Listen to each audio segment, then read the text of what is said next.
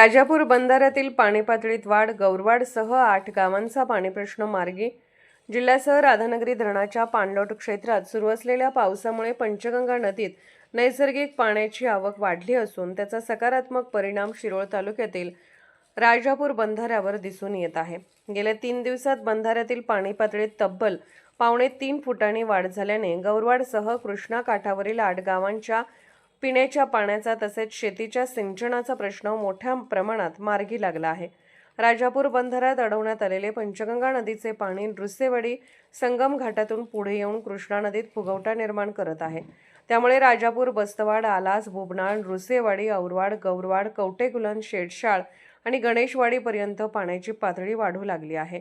शिरोळ तालुक्यात अद्याप समाधानकारक पाऊस झालेला नसला तरी बंधाऱ्यातील पाणी साठ्यामुळे कृष्णा नदीतील पाणी पातळी वाढल्याने शेतकऱ्यांना कृषी पंपाद्वारे सिंचनासाठी पाणी उपलब्ध होणार आहे. त्यामुळे खरीप हंगामाच्या पार्श्वभूमीवर शेतकऱ्यांना मोठा दिलासा मिळाला आहे.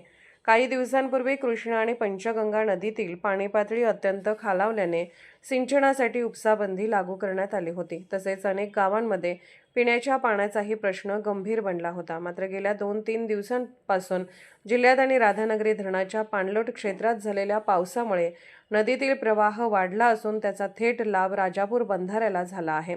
शनिवारी सकाळी राजापूर बंधाऱ्यावरील पाणी पातळी 8 फुटांवर होती. ती मंगळवारी सायंकाळी 5 वाजेपर्यंत 10 फूट 9 इंचावर पोहोचली. अवघ्या 3 दिवसात झालेल्या या वाढीमुळे गौरवाड, औरवाड, आलास, बुबनाळ, कवटेकुलन, शेडशाळ, गणेशवाडी आणि नृसिंहवाडी या गावांच्या पिण्याच्या पाण्याचा तसेच शेतीसाठीच्या पाण्याचा प्रश्न मोठ्या प्रमाणात सुटल्याचे चित्र आहे. Bureau report, SR news 24, Kurundwad.